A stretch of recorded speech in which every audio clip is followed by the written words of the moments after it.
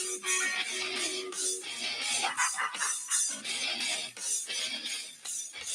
all about the game and how you play it. All about control, and if you can take it, it's all about your set. And if you can play it, it's all about pay. Who's gonna make it? I am the game, you don't wanna play me. I am control, no way you can shake me. I am heavy debt, no way you can pay me. I am the pain, and I know you can't take me. Look up. Yes, ladies and gentlemen, the game is here as creative in WWE. There is change in the air in WWE. There's change on our television sets. Folks, I went ahead last night. I watched Monday Night Raw. No, was I totally entertained? Was I bored in certain aspects? Yes, I was. But was the show actually different than Vince McMahon's creative style? Absolutely 100%. I'll give you a couple of hints that threw that right into the old right in there. Here's the reason why. Look at Bayley. And by the way, guys, welcome to the channel. It's your boy, World of Wrestling, here today to discuss about Random Wrestling Talk, episode number 29, and all about what's going on in the WWE creative booking decisions and how things have changed. Yes, there has been loads of change, people. Like I was just about to say, we got Bayley and her group, Dakota Kai and Io Sky, going ahead and practically owning Monday Night Raw for the women's division. They are fucking killing it. They are going to be the ones to win the tag team titles with Io Sky and Dakota Kai. They will be winning the world tag team titles for the women's division, hands down, no doubt about it. If you think that if you think that anything's going back to the way things were going to be, you're absolutely 100% wrong, unless somehow, some way, good old Vincent Kennedy McMahon can manage to wiggle his way out of this situation that he is in. I actually do have news on more Vince McMahon bullshit. I came across on yahoo.com. There was a report that the total amount of hush money has now gone up to $19.3 million. Holy shit. Vince McMahon really was passing out the money like it was no tomorrow, man.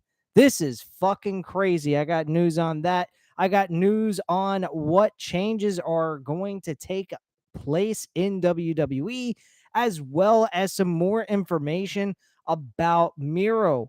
Miro has actually been voicing his opinion. He was asked by Renee, John Moxley's wife, about what he is going to do after his contract is up with AEW. So we have a little bit of AEW news to report on the podcast here today. And let's not wait up on this at all. Let me go right into some stuff here that I saw that was different on Raw last night. One, we had a little bit of an interesting little cliffhanger with Dexter Lumis. When the fuck have we seen a cliffhanger on Monday Night Raw? Where the hell has that been all these years? Yes, we had a cliffhanger. Dexter Lumis was being taken out of the arena at the end of the show. AJ Styles completely puzzled, trying to understand what the fuck was going on. We also had Kevin Owens own Ezekiel. I mean, own his ass. He owned that motherfucker. He powerbombed him straight to hell on the corner of the apron of the ring. I mean, this guy looked like he was beaten to hell. It reminded me of what he did to Sami Zayn in NXT back in 2014, 2015. Unbelievable. He was in there with intensity and a purpose to be there right out of the gate. Then we also had Karrion Kross. I also forgot to mention Karrion Kross was on SmackDown. Of course, I didn't do SmackDown review. I did watch it Sunday. I didn't get a chance to watch Rampage on Friday night. I do apologize to you guys. I've been really fucking strapped with things going on in my personal life. So that is the reason why I was unable to go ahead and cover all the reviews throughout Friday and the weekend. So I do apologize to you guys. I don't think that we've missed much here. SmackDown with Karrion Kross returning was great. Ricochet and Baron Corbin killed it in that matchup they started off the show with. That was an excellent matchup. I enjoyed that match very much. That was a pay-per-view S type of match in my book. So congratulations to Ricochet and the work he did with the with Baron Corbin. And I gotta tell you what, folks, I greatly appreciate the 4 likes that I just got here with 5 people. I had 6, but one just fell off. But yes, guys, thank you very much for hitting that like button. Anybody new in the channel, hit the like button, hit the subscribe button. You're not gonna go ahead and miss much of anything but nonstop reviews here on the channel. Let me get that fucking thing down. I don't know. That was a fucking gift that I got when I was in high school. I've kept it all these years. So I apologize. That looks a little childish, but yeah, that's a high school graduation I've kept all these years. So I kind of like it. It's a bulldog with a graduation cap on. um, but yeah, folks, this is huge. I mean, there's a lot of stuff that has happened over this weekend. I wasn't able to cover everything or even watch everything that took place, but man, this is some amazing shit. And I'm happy about it. I really am. I'm happy to see WWE's finally starting to get some relief from all of this bullshit we've been watching over these years. I mean, seriously, it has been a breath of fresh air, man. 100%. Let me go ahead and cover all these comments in the chat because, man, we got a shitload of chat comments here. I mean, fucking Rachel Buck, man. Every time, every stream, man, you are here unloading comment after comment after comment after comment hours before the show goes on the air. Damn, girl. I'll get into your comments in just a minute. We had some comments by Daniel. Appreciate you, Daniel. I know you were checking in the comment section on Dynamite from last week about what time we are here. Appreciate you showing up. So I will go over your comments. Matt87 Eagle, my boy, secondhand man working behind the scenes, always giving me all the detailed info that he always comes up with stories he comes across on the internet while I'm busy working. He gives me some of those reports, and I come on here and I give you guys my insight on it. So let me start at the top. Rachel Buck, man, you you got to stop with all these comments. I'm not going to be able to cover the entire show if you keep doing this shit, man. Anyway, Rachel Buck goes on to say, "What did you think of Raw last night? I thought Raw last night was an okay show. Was it terrible? Absolutely not. But it didn't really grasp my attention all the way through, but there were certain parts in the show that I actually enjoyed. Do I hate the show? Absolutely not. I can sit through 3 hours of it, but there are some things that I kind of get bored of. But I'm not going to say it's terrible. It is nowhere near anything that Vince McMahon gave us during his time running the show.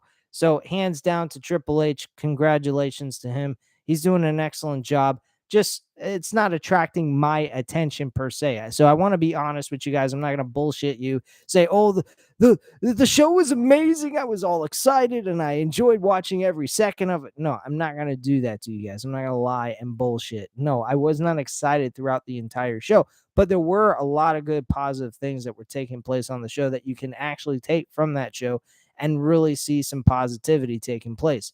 So I got to give them a lot of credit for where credit is due.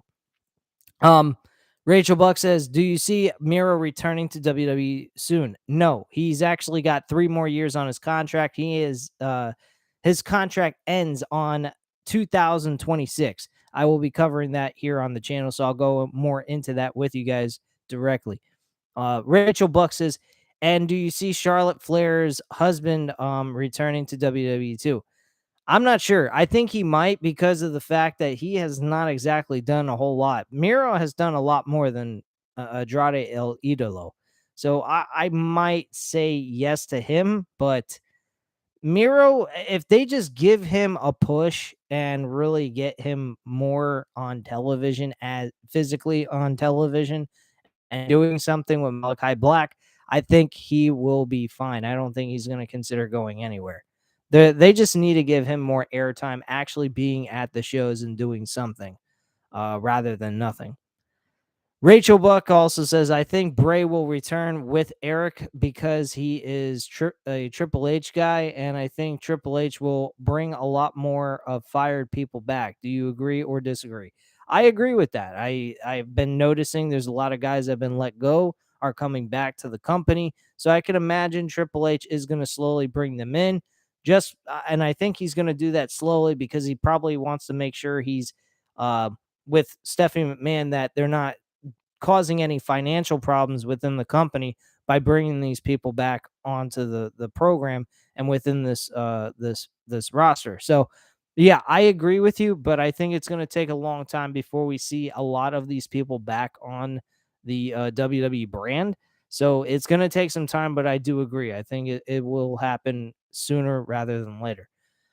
Rachel Buck says, I hope they bring back John Morrison because the Miz needs him. Yeah, for one little thing, I would imagine it would be a match with him and the Miz together against Johnny Gargano and Tommaso Ciampa. That's the match you would book. That's the only thing I can think of. But other than that, I don't really care to see John Morrison teaming with the Miz at all.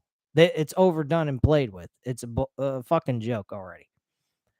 I hope they. She also goes on to say, I hope they fire Kevin Dunn and make WWE the best and have it go against AEW because I like competition. Well, Rachel Buck, even with Kevin Dunn not being gone and Bruce Pritchard still being there as well in creative with Triple H, I honestly see that WWE is doing far better when it comes to ratings.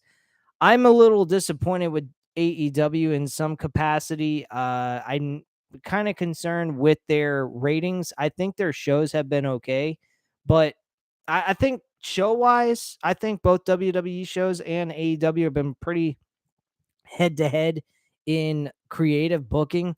I think they've had some really good moments on the shows, but also had some boring moments as well.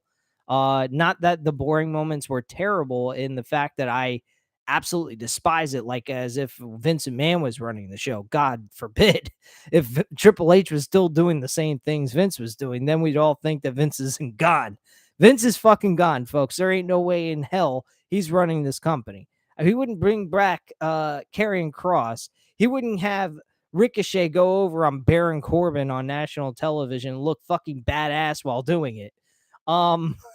We wouldn't be getting 10, 15-minute matches with the men and women almost every fucking segment. Okay. So let's be real. There is no conspiracy theory, and I'm a conspiracy theorist. I'm really into conspiracy theories, but let's be real. Facts are facts, and this is the reality. Triple H is running creative 100%. No Vince McMahon in sight. It's over. It's done. He's got some stocks in WWE. That's about the only connection he has with WWE at this point. Unless Vince McMahon figures out a way to wiggle his way out of this whole situation with the fucking accusations that have been made about him recently. Otherwise, he's pretty much fucked. He ain't got nothing to do with WWE anymore. That's all I got to say about that.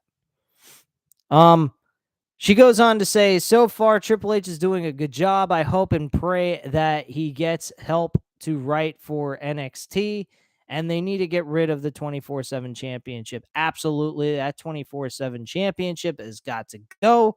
Thankfully, we are not seeing that title being utilized on television. Dana Brooke is still carrying the championship around, but yet she's in a tag team tournament match to determine who will be the new tag team champions of the women's division. So I'm really lost in all that. I think it's fucking idiotic, but they still have it on television. It's acknowledged as a capacity on the shows or on the segments. So there you go. Rachel then goes on to say, like I said, they need to get rid of the women's tag team championship and the NXT Women's Tag Team Championship. Absolutely. I totally agree with you. I think those 3 titles are worthless, the 24/7 championship and the 2 women tag team titles from both the main roster and NXT. It's meaningless. It's just a bunch of fucking shit thrown together. Daniel went on to actually mentions that he just got here a couple of minutes ago, earlier than when the show started. Nothing important there to really respond back to on.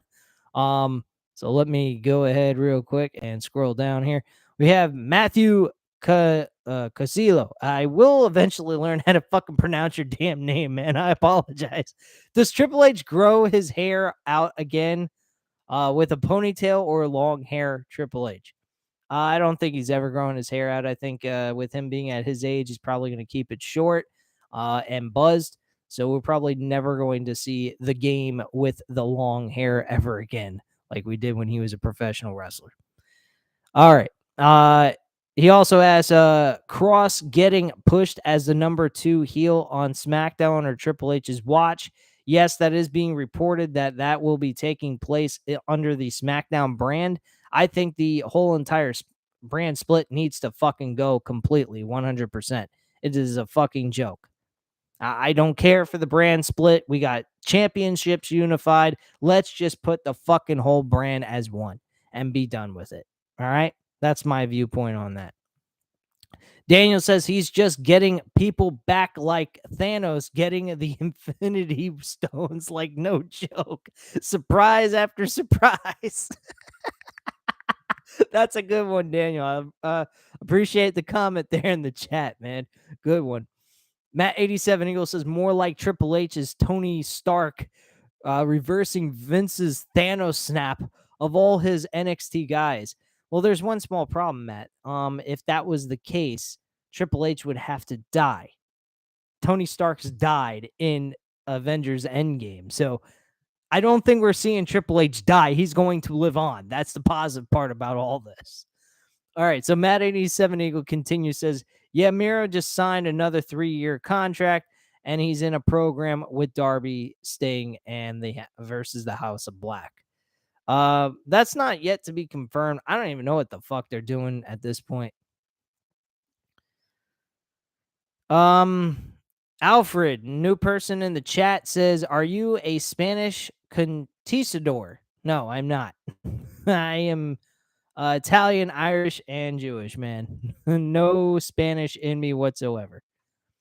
Matt87 Eagle continues on to say he's in good hands right now. I believe he's talking about Miro there.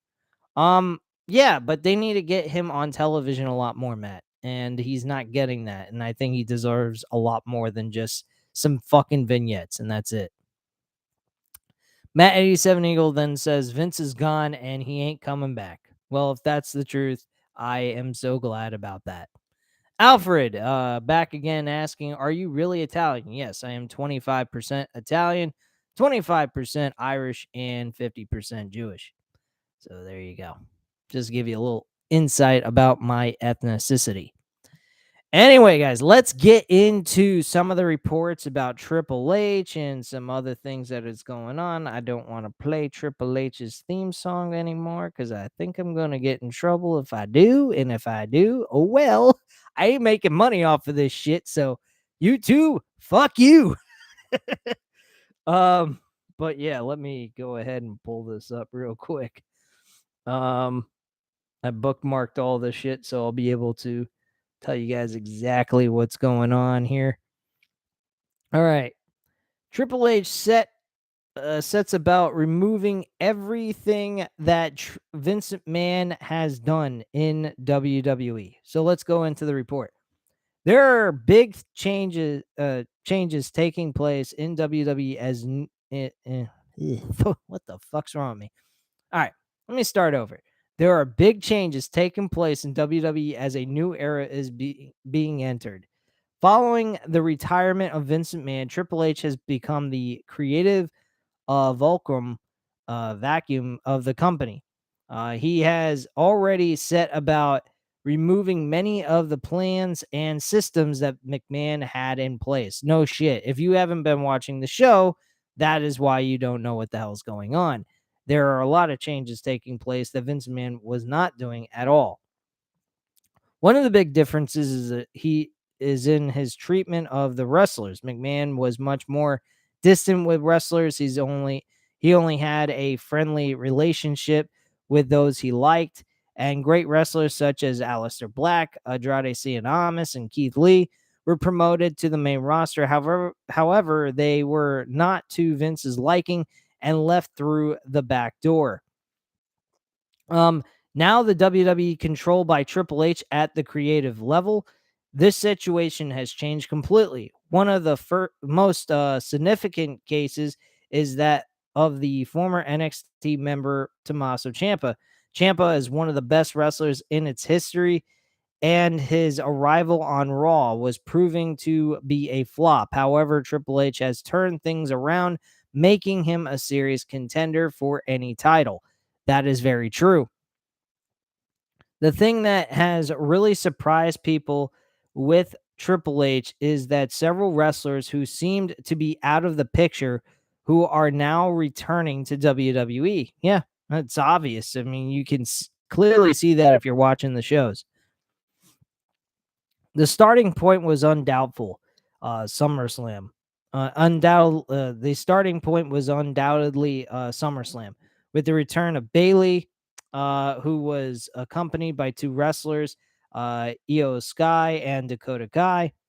The former seemed to have one foot out the door of WWE and one foot in the door, while Dakota Kai was completely fired in April. The arrival of both on the main roster pleased fans, but they weren't the only ones. Last week on SmackDown, we saw the return of Karrion Kross along with Scarlett, and he wasn't alone this time, so this is very different, something Vince McMahon was never doing.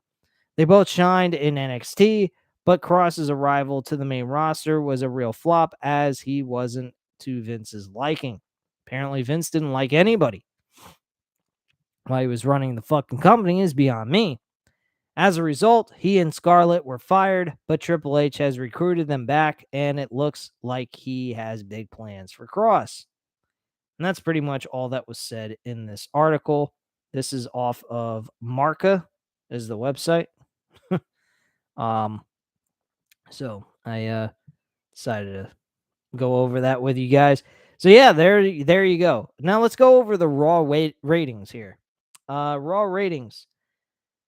Basically, what happened here is they dropped down to 1.96. That's not too bad. I mean, let's be honest. This was immediately following the SummerSlam pay-per-view event that took place on the Saturday 2 weeks ago on July 30th. So it's very understandable that you know, there would be a lot of fans, and very curious how the show would turn out to be first night under a full week of Triple H in power with after a pay-per-view. So he hit 2.23. Here he got 1.96. That is a kind of a drop off, but he still stayed pretty darn close to the 2 million, which is very unusual for Raw to do. Raw has been at 1.5, 1.6, and 1.7, around those numbers. Lately, they've been jumping up quite a bit, and a 1.96 is not too bad. They're still very close to a 2 million. That's pretty damn good. So, kudos to them. Now it was a decline, a huge decline, about 11%, somewhere around there. So it is definitely a drop off, but let's be honest, this is better than what they were getting before. I mean, let's be real, man. Their ratings have not been this high in a very long time. So I got to give credit to Triple H for all the hard work he's putting in. I think his show is a little dull. I think the same can go for AEW, in my personal opinion.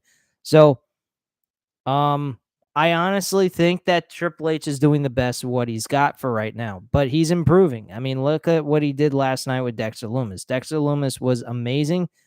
Just the littlest thing with Dexter Lumis, he's in the crowd unannounced, being pulled away from the fans and escorted out of the building while AJ is looking on completely confused, not understanding what the fuck is going on.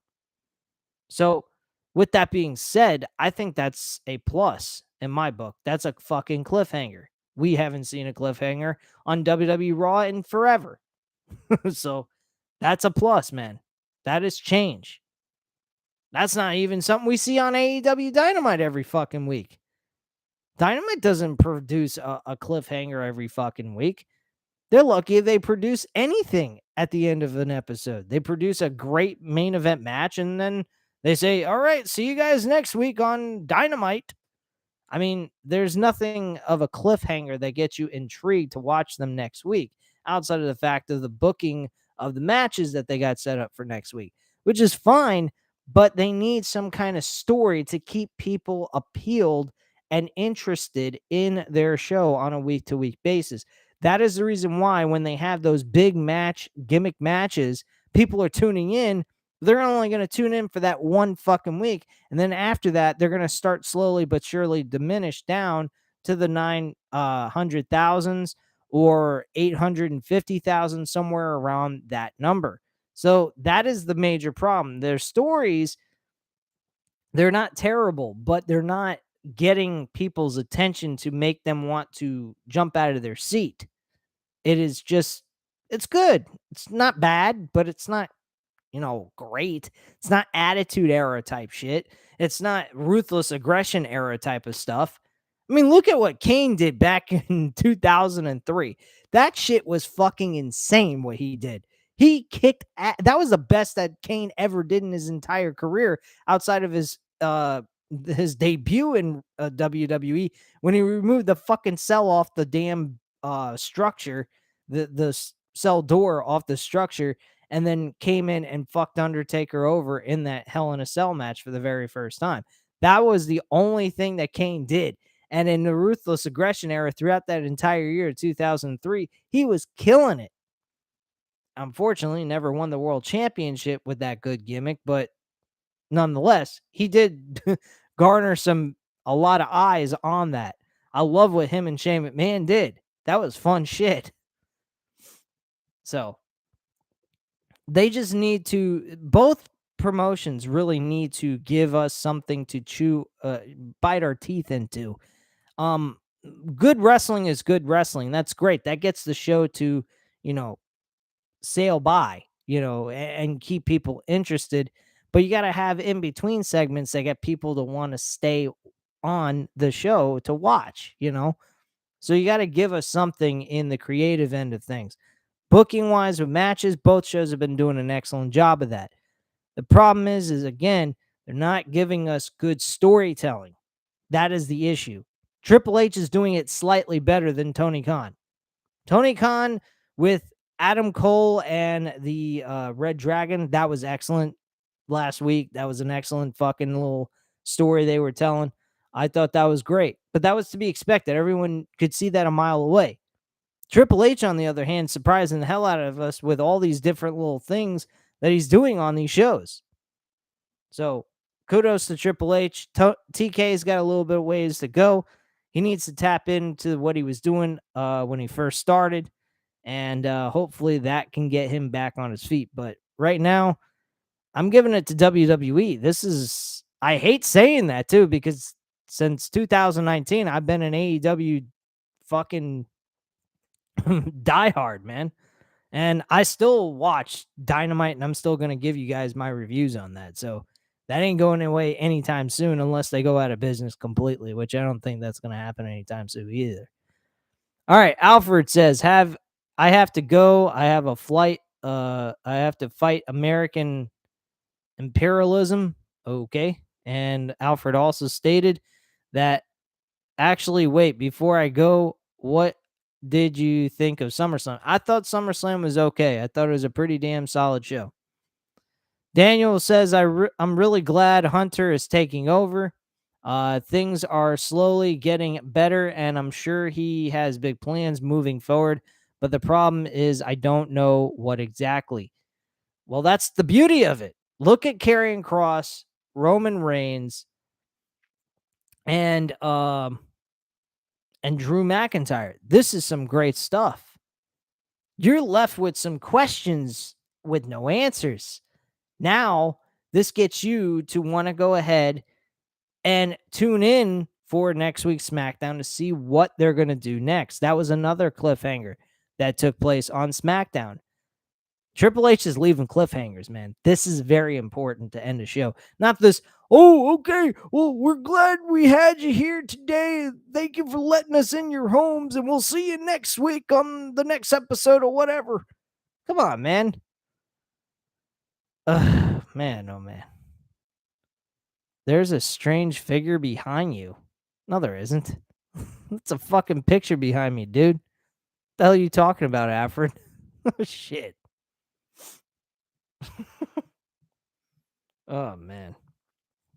But yeah, I think WWE is giving us some good stuff. I really do. I'm not gonna say the shows are like 100% great. I'm not gonna say I get all excited and jittery and happy like I'm getting a boner or something, but but I will say this: the shows have gotten better and they are fun to watch a lot more than what they were at one point. Oh yeah, I do have another AEW story. Let me get into this one. This one you guys will be really happy to hear. AEW has some positive news. Cody Ibushi hints at a potential AEW run. Imagine that. Cody Ibushi coming into AEW, him and fucking Kenny Omega being a tag team and winning tag team gold. That would be amazing. I love it. Or see them both of them beat the shit out of each other in the one-on-one match. I don't care either way. Just give me the fucking match, you know? Team them together, have them fight each other. I don't give a shit. I'm good either way. Just get Cody Ibushi into the fucking promotion so we can see some fucking barn burner matches along with some good storyline telling with this guy in it.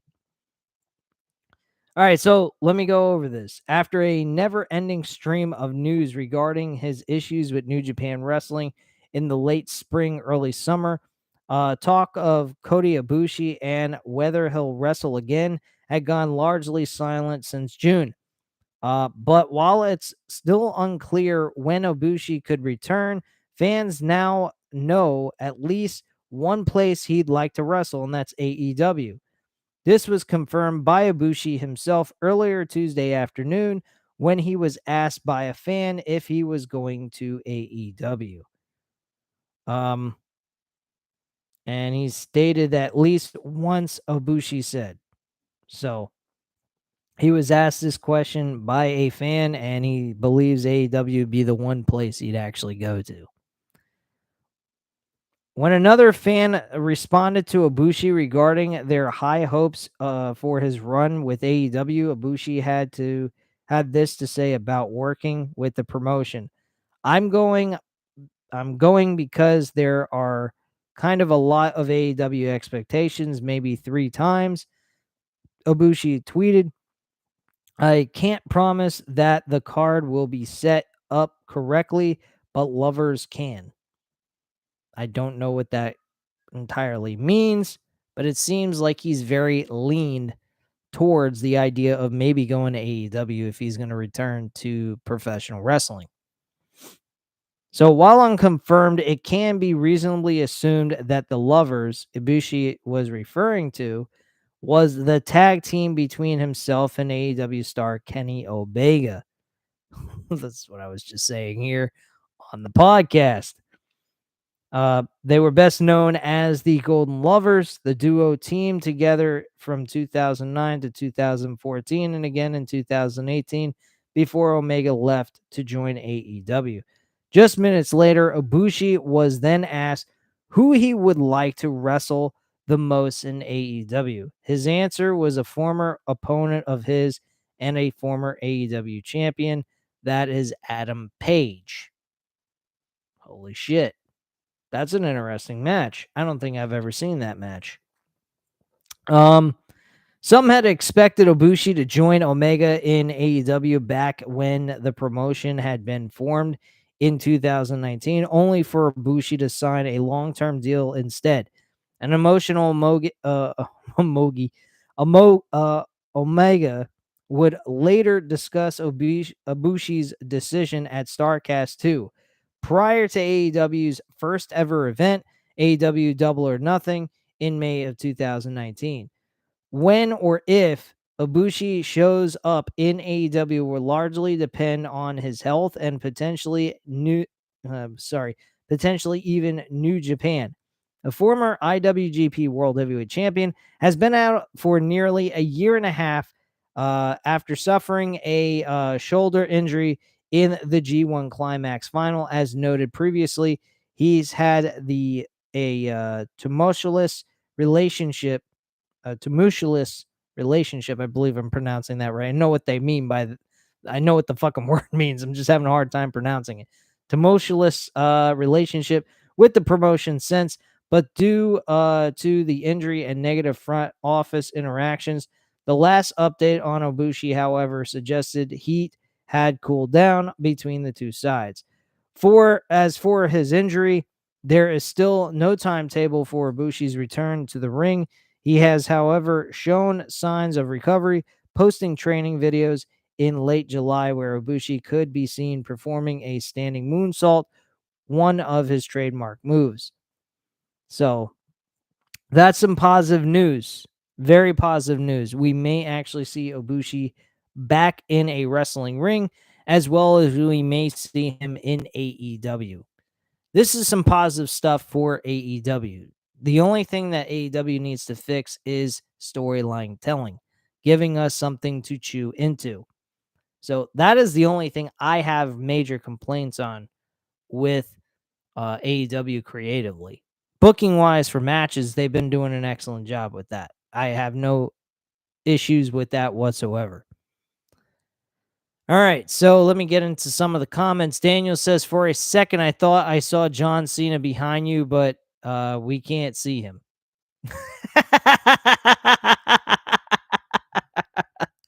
That was a good one, Daniel. I appreciate that comment. Matthew Consuelo says, WWE's changing. That's awesome. And he also says, we are finally seeing change. Yes, folks, we are finally seeing change. And since you guys are mentioning change, I'm mentioning change. There will be changes in the scenery in the podcast coming up in the next couple of months. I will be moving from this lame ass apartment and I will be moving into a new one. So it will be a nice change of pace. I will have my own computer desk, everything. And so the podcast will look a little bit better. There will be some changes with the camera. I use my webcam off of my computer, and I know that the computer quality is not exactly that great. It is kind of fuzzy in some cases, but it's the best I can do for right now until I save enough money up so that I can buy a better quality camera so that we can do the recordings for these podcasts on a week-to-week basis, as well as the live streams that we have for the pay-per-view reviews. So that is something I need to get taken care of as soon as possible. Please bear with me. I'm not trying to, just say these things and not commit to them. I am committing to this channel as much as I possibly can, but I also have to take care of my responsibilities and my bills. So I do apologize. I don't get paid for this. I do this for free. This is a fucking hobby. So enjoy the commentary. I mean, I know the picture quality is not the best that it can be. I know my cell phone could do a hell of a lot better job, but there's very limited amount of time I can sit here and do these podcasts with you guys. So it will cause a major issue for me. And with you guys as well, being able to communicate with me. So I totally understand if you guys are upset with the quality of the picture. I am upset with it as well. I wish my webcam was actually a lot better than this. I know it's very fuzzy, but unfortunately, I don't have the finances to go out and spend money on this channel and as well take care of my responsibilities in the real world. So that's where the problem lies. Once I save some money up to get a really good camera to hook up to my computer so that I can record and do a live stream with you guys with a better picture quality, that is when you'll see better picture quality from me. So please bear with me. I'm doing the best I can. I appreciate you guys though coming in here, subscribing. We just got to 297 subscribers. I know that's nothing. I've been here for 5 fucking years. I know the channel's been a fucking failure, so you don't have to go ahead and beat me over the head with it. All right, I get it. So I totally get it. But I have fun with the small group that I have. I appreciate all of you that show up every fucking week and support this channel, despite the fact it's not doing the best it possibly can do. The viewership is up, but the subscribers are not. They are going up slightly, and I appreciate you guys for wanting to continue to support this channel. So again, I love you guys for it. 100%. Matthew Casuelo says you need better quality, like 1080p. Yes, I understand that, Matthew. 100%. I get it. Like I just said, I'm going to try to improve the camera work and get a better camera in the near future. Possibly by next year, you should see a better picture quality when I go live here on the channel. So just want to throw that out there and let you guys know I understand where you guys are coming from when it comes to picture quality, but I just don't have the money for it just yet. I need to take care of my responsibilities. I'm also trying to buy a house. So excuse me if I'm not giving a flying fuck about picture quality. Enjoy the commentary. That's why I do audio format most of the time. I don't particularly like the picture quality. I understand where you guys are coming from on that. That's why most of the time I like to do audio format instead. Daniel says, you do deserve more subs for being one of the realest sons of bitches on this platform. Yes, I agree with you, man. But people are interested in quality. They're interested in quality. And I don't know how I don't deliver good quality to you guys. I know that I'm not the best talker. Excuse me. Got something stuck in my throat. I know I'm not the best talker in the world. I know I stumble on my words sometimes, but I know what the fuck I'm talking about. You go out there and you talk to you go ahead and you listen to any of the major platform YouTubers on YouTube, spill their shit, talk their stuff. Yeah, they sound great. They talk great, all that. I say the exact same things they say before they even go on the air or before I even watch them. These are my words. When I come on here and I talk to you guys, these are my words, not words that I hear from other people when they've done their podcasts. This is me talking when I do this. I never watch a single fucking YouTuber that do these reviews before I do them. I always do my review first. I speak my mind first, and then I go back and I listen to other people's opinions and see if they match up to mine or see if there's something I might have missed during my review that I could go ahead and look at and say, he's got kind of a point. But most of the time, I stick with my own opinion. I do my own thing. I don't like to listen to everyone else, the majority, or listen to the masses, because that's not showing you guys I'm thinking for myself. That's me acting like, hey, I'm just here. I like wrestling. Come on, guys, join my channel. I'll repeat everything else everybody else says, like BC Amplified and JD from New York 206. No, I'm not going to do that shit here. That's not what this channel is about. I'm like everybody else. I got to think for myself and spill out what I think is true and what's not true. What's fact and what's not fact. That is the bottom line here on this channel. And that's what I do every fucking week. And I work 8 hours a day with my real job. And then I come on here at night working another hour and a half, giving you guys the best I can give you with what I got. And if that ain't good enough, I don't give a fuck. That's it, man. I don't give a shit. I know what I'm talking about, and I know for a fact that's the reason why I'm getting subs, because nobody here on this channel is saying what I'm saying. Most people aren't. Some people are saying the exact same shit I'm saying, and they don't even watch this damn channel. So I know what the fuck I'm talking about. JD from New York, me and him, we say the same fucking shit on our channels, and I don't even watch his fucking channel until I'm done with doing what I got to do on mine. Same exact fucking shit. He went ahead and did a report earlier today, 6 hours ago, stating that the real end game to all of this, everybody keeps talking about Drew McIntyre, Drew McIntyre. He openly admits Cody Rhodes needs to win the undisputed Universal Championship. End of story. There are reports, though, that The Rock may be making a return back to WWE to face Roman Reigns one-on-one without the championships. So, I don't know, man. I don't know. But personally, I like Roman Reigns, Cody Rhodes. I think that is a great matchup. I think those two will tear the fucking house down and tell an amazing story in the main event of night 2 of WrestleMania 39. That's all I have to say on that subject. I think that is a great matchup. I think that is what needs to happen for the main event of WrestleMania. The only other thing I can think of, and I will say this, is that they do a thing where Roman Reigns ends up completely and utterly retiring from being the champion. He vacates the titles. The titles go on one WWE Championship on one show and the Universal title on another. That's the only other option I can come up with that is different than what everyone else is talking about. So that's just my viewpoint on that. I think Roman Reigns retiring as the champion, not being defeated by anybody, is probably the best road to go. Because honestly, Cody Rhodes is the only guy that is really believable to win the fucking championship. Not Drew McIntyre. No offense to Karrion Kross. Karrion Kross did an amazing job returning, but he hasn't done shit yet on the main roster, so we can't even really give him the title yet.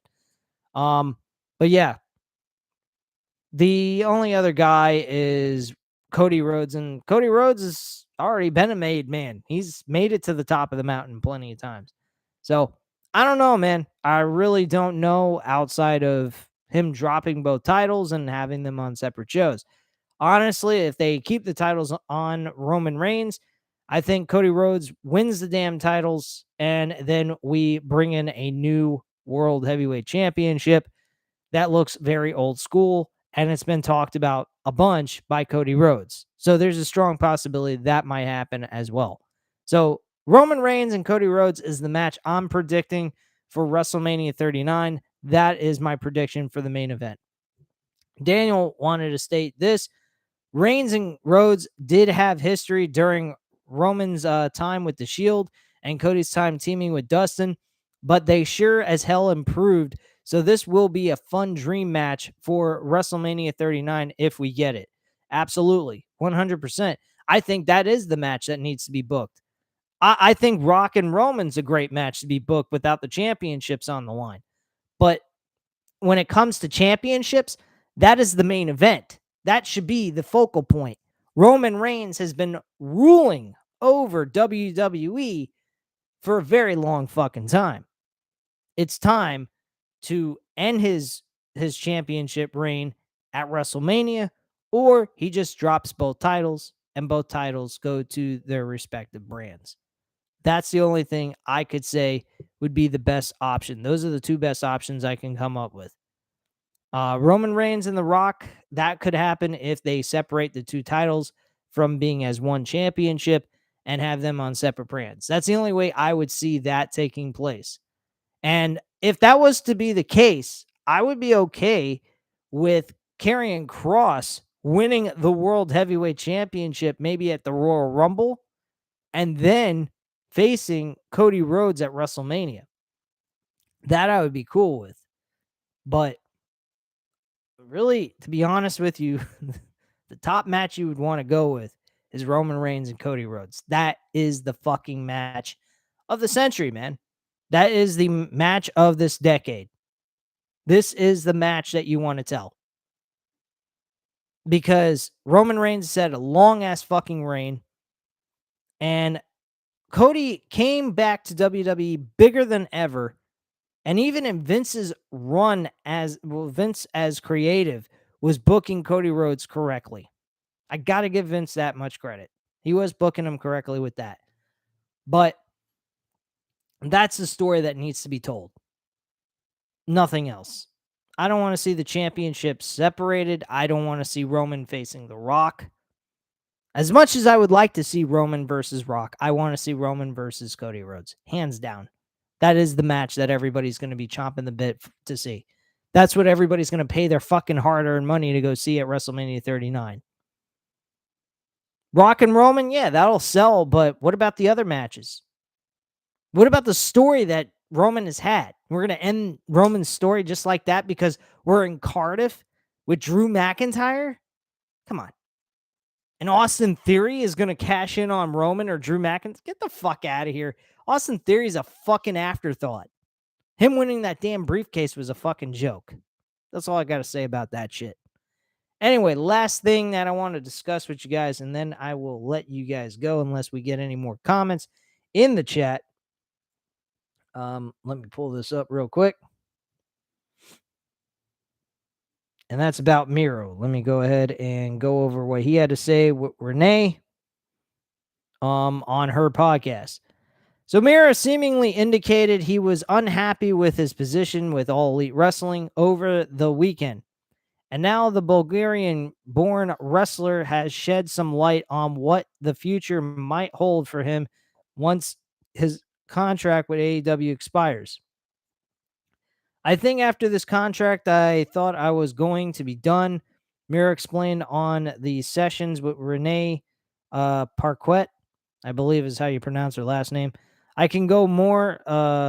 It depends. I feel great. I feel my body is getting better and better. It's not hurting, especially now with working. Like I said, just having a match just once a week, your body can go so much longer. Miro reportedly signed a 4-year contract with AEW in March, which is set to keep him with the company until at least early 2026, although the 37-year-old indicated that he now only wrestles once a week. He has only wrestled 3 times since putting a pen to the paper on his new deal. His last in-ring outing came at the inaugural AEW New Japan Wrestling Forbidden Door pay-per-view in June, where he competed in a 4-way match to crown the first ever AEW All-Atlantic Champion, ultimately won by Pac. With his current lack of television time, it appeared that Miro let out some of his frustrations on social media this past weekend. It all began during AEW Rampage on Friday night when MLW and GCW regularly Mance Warner faced interim world champion Jon Moxley in a championship eliminator match. Understandably, Warner may not be a familiar face to casual AEW viewers, which prompted Miro to tweet, "Who's this guy that is fighting for the title?" Later, a fan tweeted questioning if Miro was still working with AEW and suggested that he had it better with WWE. Oh my God, what the hell? Oh my gosh. That the Bulgarian-born wrestler went on to like. Miro first joined AEW in September 2020 after spending just under 10 years performing in WWE. Miro captured the U.S. Championship 3 times as Rusev during his tenure with the Stanford-based company and added the AEW TNT Championship to his list of major pro wrestling accolades in May of 2021. And that's pretty much all they had to say there. My viewpoint on this and what I think is going to happen, I think Miro is going to stay right where he is. I think even Miro is going to retire after his contract's up. He's 37 years old, guys. He's going to be turning 41 when his contract is up. I don't think we're going to see Miro in WWE at all. If he does, he'll be there for a short run, and that'll be it. So I don't see Miro doing much of anything with WWE once his contract is up. I think he will be retired at 41 years old. I don't think there is anything else more he needs to prove to anybody. I think what he needs to do is push TK to give him a better push on television and get him on TV more. This guy needs to be on TV. He will be a ratings draw. The fucking guy can wrestle. Get them on TV. What the fuck are you doing? Do your job creatively, TK. You are better than this, man. I've been saying it for 2 weeks now. Where the fuck's Miro? Where's Malachi Black? Why are we getting vignettes? Let's get these two guys in the middle of the fucking ring, interacting with each other, cutting promos, physically getting into each other's faces. Something. We're getting nothing from these two men. We're just getting talk.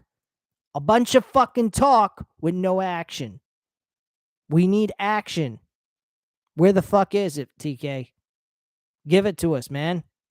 You're the dude. You are the guy who was getting us behind creative. You were getting us interested in wrestling again. You were making wrestling cool.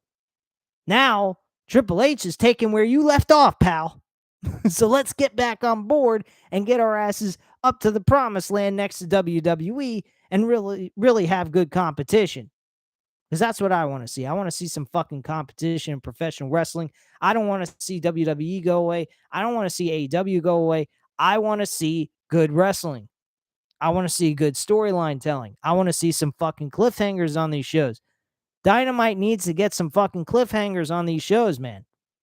And we're not getting it. I'm not seeing it. It's not happening. And that is not good. Look at SmackDown and Raw. SmackDown and Raw both had fucking cliffhangers in the last 2 episodes back to back. That's amazing. Was the shows perfect? Fuck no. Were they improved? Hell yeah. Way improved, man. People aren't going out there sounding like a bunch of fucking retards. But it's lighthearted. It's not really, getting me like going crazy like the Attitude Era or something. But it's better than nothing. And it's hell of a lot better than what Vince was doing on his fucking show when he was running it. So that's my viewpoint on that, guys. Bottom line. AEW, they're delivering great wrestling. I love the wrestling. I'm hooked to it most of the time. But creatively in like storytelling, it's not there, man. It really isn't. There's some good stuff that's taking place. I already mentioned it. Adam Cole, baby, and Red Dragon turning on the Young Bucks was great. It was expected. It was predictable, but it was still pretty fucking cool.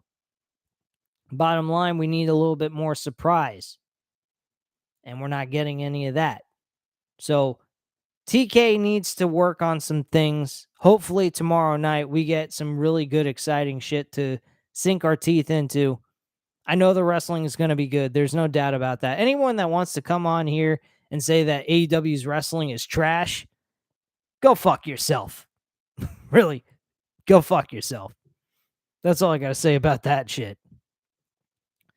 All right, 2 comments, and then I will close up shop here on this podcast for Random Wrestling Talk, episode number 29. Again, I appreciate you guys for coming in. And if you are new to the channel, hit that subscribe button. What the fuck are you waiting for? And also hit the damn like button. Anyone that's watching this in their own free time and didn't get to watch this live, do the fucking same thing. Hit that subscribe button, hit the like button. And if you want to, just like I do here in the chat, where I read off your information and I respond back to you, leave a comment, man. I'll go ahead and talk to you. You don't believe me? Ask every fucking one of these people here that are in the chat. I answer every freaking person that leaves a comment. Never miss a comment at all. Ever. I am very interactive with you guys. That's the point of this fucking channel. Nobody on this fucking platform does any of that. Now, granted, they got a lot more subscribers, so I kind of got them with ads, but they got me with the subscribers. So it's kind of a pro-con situation, but I love to be able to interact with you guys, and I appreciate when we do. Anyway, let me go into the 2 other comments, and then I will close up shop here. Matthew Consuelo says, if WWE is going to get violent, WWE needs to go TV 14 first. Yeah, I agree with you. I think that would be fine. I mean, they don't have to, but they want to go TV 14. That's just one little icing on the cake for me. That's all it is for me. Daniel says it's about WWE's getting WWE slow gets hold on, let me reiterate this. Daniel says it's about WWE gets slowly back to their old selves again. I miss old school WWE. I haven't seen WWE been really good since 2014, around 2015. Maybe the second half of 2022 might remain great thanks to Trips. And then Daniel was just doing a correction there. He says I meant to say it's about time. So yeah, you're cool, dude. And I do that shit all the time. I leave a word out in my sentences, even though in reality, if I was to say it, I wouldn't sound like that. So I got you, man. It's all good. Anyway, guys, at this time, you know what to do. Hit that like button if you like this video. Hit the subscribe button if you're not subscribed to the channel. And also leave a comment down below. I'll definitely get back to you on that. And I thank you guys very much for watching and have a great night, guys. Bye.